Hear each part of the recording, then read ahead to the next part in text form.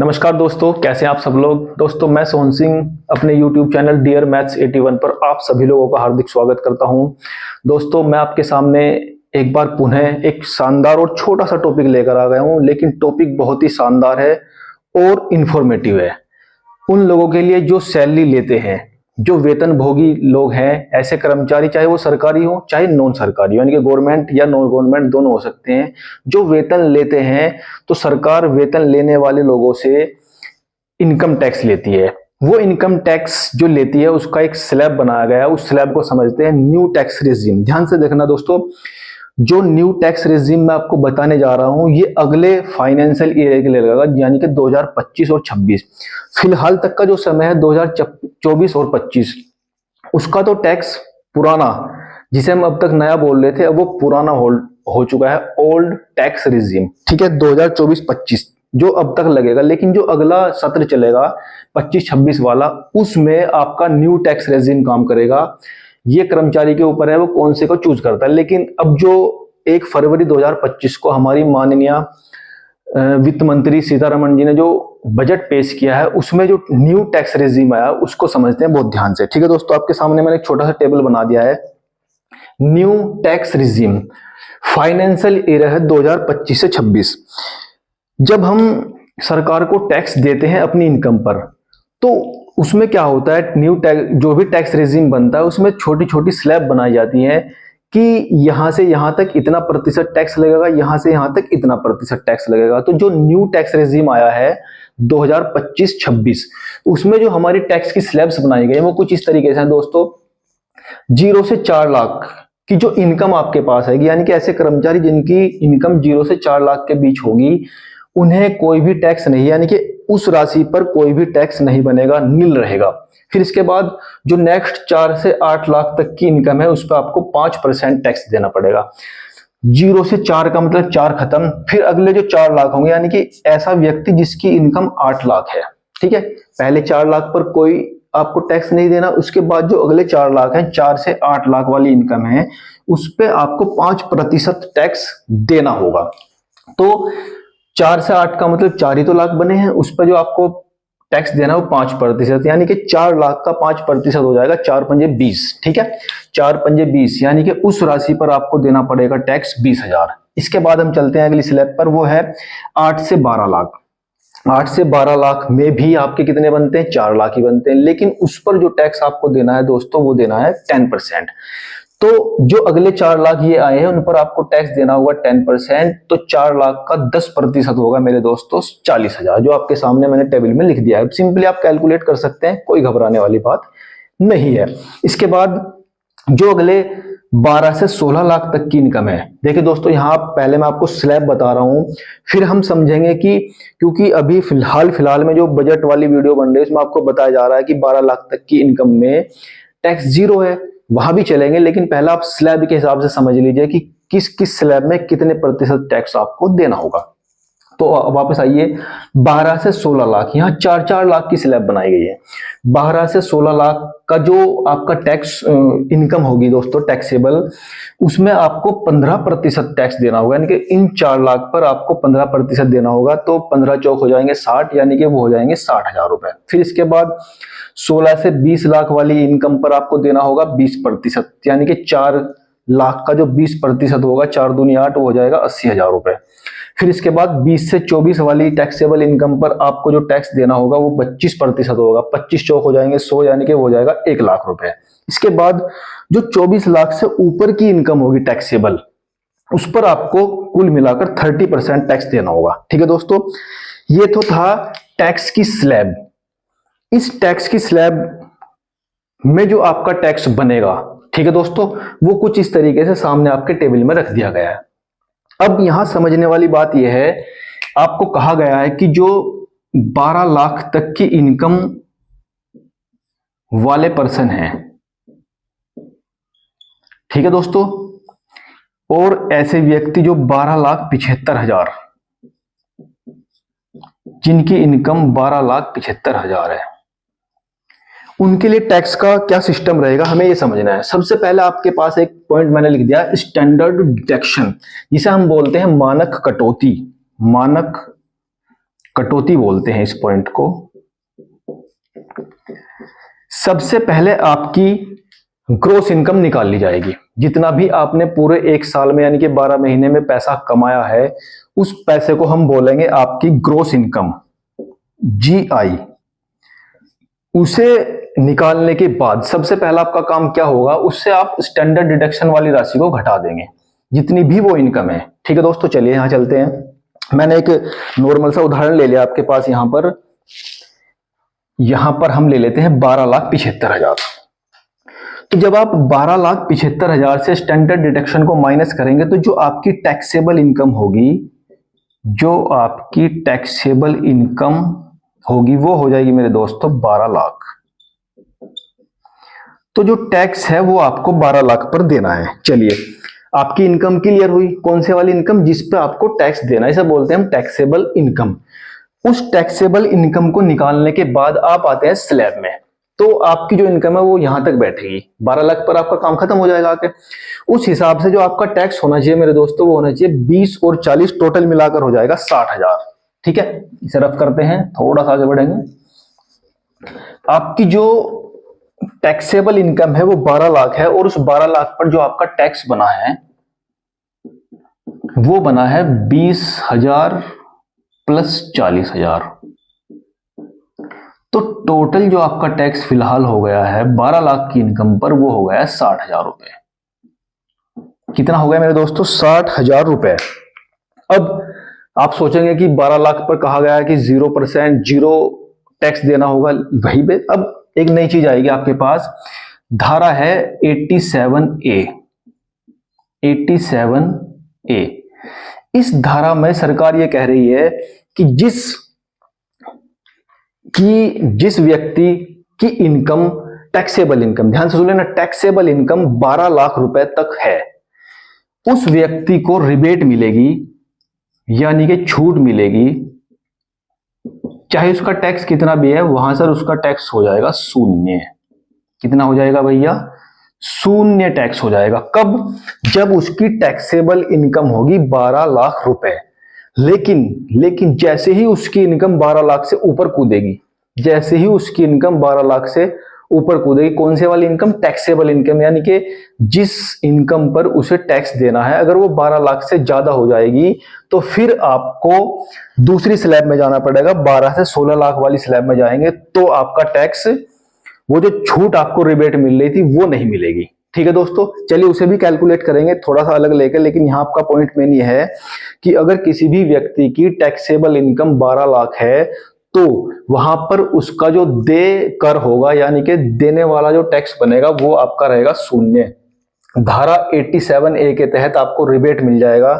जो पुरानी ओल्ड वाली कर व्यवस्था है, जो टैक्स वाली सिस्टम है, उसमें आपको जिन व्यक्तियों की टैक्सेबल इनकम 7 लाख या 7 लाख से कम थी, तो वहां पर आपको रिबेट मिलती थी। यहां पर उसे बढ़ाकर अब कितना कर दिया है? 12 लाख कर दिया। ठीक है दोस्तों, अब हम समझेंगे उस व्यक्ति के टैक्स का क्या होगा जो 12 लाख से ऊपर होगा। धीरे धीरे आगे बढ़ेंगे, थोड़ी सी वीडियो को आगे लेके चलेंगे यहां से।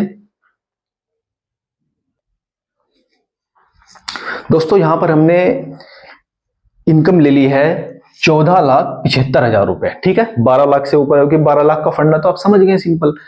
ऐसे व्यक्ति जिनकी टैक्सेबल इनकम 12 लाख या 12 लाख से कम है, उन्हें रिबेट मिल जाएगी 60,000 रुपए की, और वो टैक्स वाली सीमा से बाहर हो जाएंगे। वेरी सिंपल है। लेकिन अगर आपकी इनकम 12 लाख से ज्यादा हो जाती है तो उस इनकम पर टैक्स कितना बनेगा? आप अंदाजा लगाएंगे कि जिस व्यक्ति की आय 12 लाख है उसे कितनी छूट मिली है, और अगर आपकी इनकम 12 लाख से ऊपर कूदती है तो आपको कितना नुकसान होगा। ठीक है दोस्तों, और कितना फायदा होगा। चलिए चलते हैं।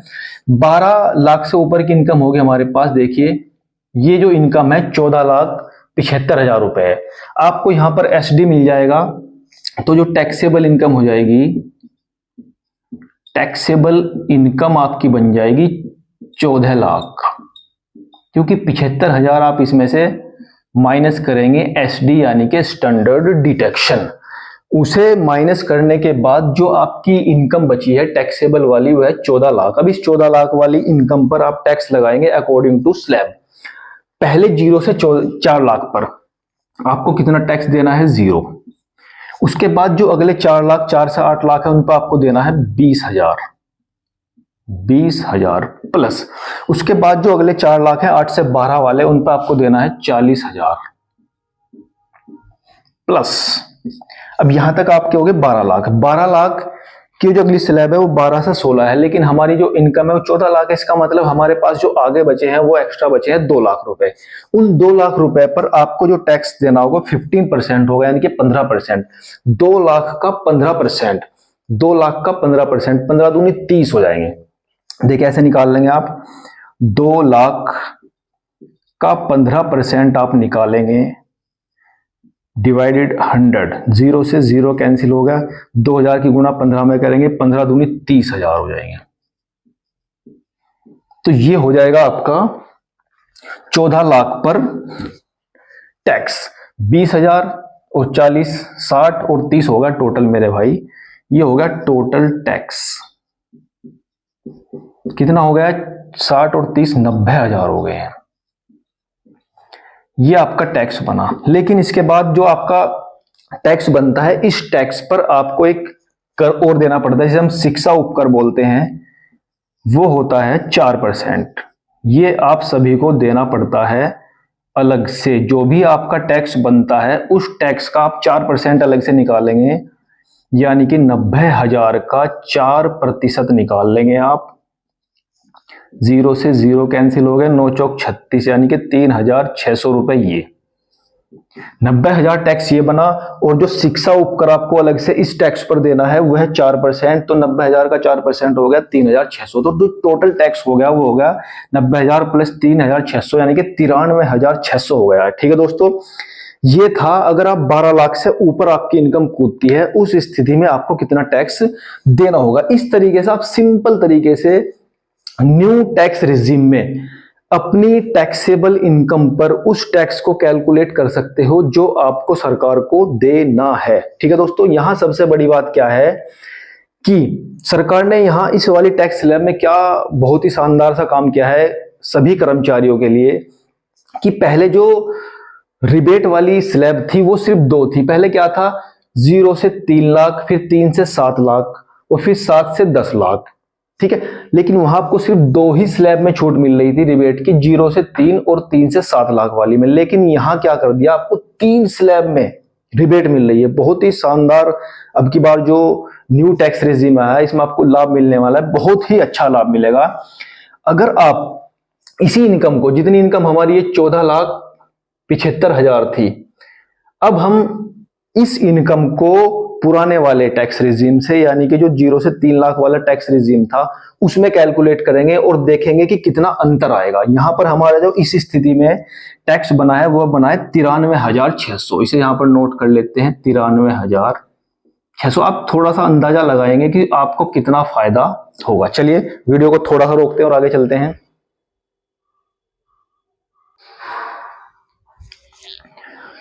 चलिए दोस्तों वापस आते हैं। हमारी जो कुल इनकम थी जो हमने न्यू टैक्स रेजिम में निकाली थी वो थी 14,75,000 रुपए। ठीक है, टोटल इनकम। जब हमने इसे न्यू टैक्स रेजिम से कंपेयर किया यानी कि निकाला तो वो आया 93,600 रुपए। ठीक है, अब हम क्या कर रहे हैं, इसी इनकम का जो टैक्स है वो पुराने वाले टैक्स स्लैब से निकालते हैं। 0 से 3 जो थी हमारी, 0 से 3 लाख, 3 से 7, 7 से 10, 10 से 12, 12 से 15 और 15 से अबोव, यानी कि 15 से ऊपर। सामने आपके लिख दिए गए कितने परसेंटेज उस समय टैक्स लगता था। ठीक है दोस्तों, पहले 0 से 3 लाख पर था 0, 3 से 7 यानी कि 4 लाख पर जो टैक्स था, 4 पंजे 20, वो था 20,000 रुपए। 7 से 10 यानी कि 3 लाख पर जो टैक्स था वो 10% था, वो हो जाएगा आपका 30,000 रुपए। 10 से 12 2 लाख रुपए बैठेंगे, उन पर 15% हो जाएगा 30,000 रुपए। 12 से 15 लाख तक की जो राशि उस पर 20% था, वो हो जाएगा 3 दूनी 6 यानी कि 60,000 रुपए। और उसके बाद 15 लाख से ऊपर की जो राशि उस पर था 30%। हमारा जो इनकम है वो 14,75,000 रुपए। आप इसमें से टैक्सेबल इनकम निकालेंगे यानी कि स्टैंडर्ड डिडक्शन माइनस करेंगे तो वापस वही आपके बचेंगे 14 लाख रुपए। अब आप इस पर इस वाली टैक्स व्यवस्था से टैक्स निकालेंगे कितना बनेगा, और फिर हम कंपेयर करेंगे कि उतने ही पैसों कि जो हमारी इनकम नए वाले में थी और पुराने वाले में थी, तो कहां पर कितना हमारी बचत हुई है। चलिए समझते हैं। 14 लाख, 0 से 3 में आपका हो गया 0, प्लस 3 से 7 यानी कि 4 लाख पर आपका टैक्स बन गया है 20,000 रुपए, प्लस इसके बाद 7 से 10 में आपका बन गया है 30,000 रुपए, 30,000 रुपए, प्लस 10 लाख तक आप आ चुके हैं, फिर 10 से 12 में आपका बन गया 30,000 रुपए, ये भी आपका 30,000 रुपए हो गया, प्लस अब हमें देखना है 12 से ऊपर, क्योंकि हमारी जो टैक्सेबल इनकम है 14 लाख है, तो हमारे पास बचे आ गए 2 लाख, तो 2 लाख पर 20% बनेगा 40,000 रुपए, 2 दूनी 4 यानी कि 40,000 हो जाएगा। तो जो आपका टैक्स बना है वो बना है 20 और 30 50 और 30 80 और 40, 1,20,000 रुपए, 1,20,000 रुपए। उतनी ही इनकम पर जब आपने टैक्स पुरानी कर व्यवस्था से देखा तो वहां पर आपने पाया कि आपका जो टोटल टैक्स बना है वो 1,20,000 है। आप इस पर शिक्षा उपकर निकालेंगे 4%, शिक्षा उपकर ये तो आपको देना ही पड़ेगा, इसका 4% हो जाएगा 12 चौक 48, यानी कि 4800 रुपए आपके पास आ जाएंगे ये वाले। अब आप इन्हें इसमें जोड़ेंगे तो टोटल जो टैक्स हो गया आपका, टोटल टैक्स 1,20,000 और 4800 रुपए हो गए, 1,24,800 रुपए, 1,24,800 रुपए। जब आपकी टोटल इनकम थी 14,75,000 रुपए, तो उस इनकम को मैंने न्यू टैक्स रिजीम में निकाला, कितना टैक्स बनेगा, और ओल्ड वाला जो कि फिलहाल चल रहा है जिसे हम न्यू बोल रहे हैं वो अब ओल्ड हो चुका है, तो उसमें अपना जो अपना टैक्स निकाला है वो बना है 1,24,800 रुपए। और आप देख लीजिए जो नए टैक्स रिजीम से आपने उसी अमाउंट पर जो टैक्स निकाला है वो आया 93,600 रुपए। तो आप अंतर देख लीजिए कितना अंतर बना है, डिफरेंस आपका बना है 1,24,800 से आप 93,600 माइनस करेंगे तो दोस्तों 2 0 आपके पास, 8 से 6 गया 2 बचा, 4 से 3 गया 1 बचा, और 12 से 9 गया 3 बचा, 31,200 रुपए, 31,200 रुपए ये बन गई आपकी एक लोन की किस्त। ठीक है दोस्तों, ये जो बचत आपको इस नए टैक्स रिजीम में होगी, देखो फिलहाल तो आपको इसी के हिसाब से टैक्स देना पड़ेगा, लेकिन अगला जो सत्र आएगा उस सत्र में आपको इतनी इनकम पर इतने टैक्स की बचत हो जाएगी। ठीक है दोस्तों, ये समझा है आपने, एक फिक्स अमाउंट लेकर पुराने टैक्स रिजीम में आपको कितना टैक्स देना पड़ेगा और नए वाले टैक्स रिजीम में आपको कितना टैक्स देना पड़ेगा। ये था एक छोटा सा मैंने एक प्रयास किया है आपको समझाने का। आप कितनी भी अमाउंट लीजिए, बस आपको यहाँ पर कैलकुलेशन करनी है, बिल्कुल सिंपल सा काम है। ठीक है दोस्तों, मेरे इस छोटे से प्रयास को आप बताना कमेंट बॉक्स में क्या है अच्छे से बताया गया है नहीं बताया गया। अगर कुछ गलती हुई हो तो आप बताइए, मैं उसे और अच्छे से बताने का प्रयास करूंगा। ठीक है दोस्तों, अब मैं आपको अपनी नेक्स्ट वीडियो में एक नई चीज बताऊंगा। ऐसे व्यक्ति जिनकी टैक्सेबल इनकम 12 लाख से कुछ ऊपर है, ज्यादा तो नहीं कुछ ऊपर है, वो भी रिबेट लेगा, यानी कि उसका भी टैक्स शून्य हो जाएगा। ऐसा व्यक्ति ध्यान से सुनिए जिसकी टैक्सेबल इनकम 12 लाख से ऊपर है। अभी तो मैंने आपको बताया था कि जिसकी इनकम 12 लाख तक है उसे ही टैक्स शून्य हो जाएगा, लेकिन अब मैं आपको सरकार ने एक नई चीज और जोड़ दी है हमारे इस वाले टैक्स रिजीम में, शायद ये पिछले साल भी थी। तो इस वाले टैक्स रिजीम में आपको एक नई चीज मिलेगी, वो है हमारे पास MTR, मार्जिनल टैक्स रिलीफ।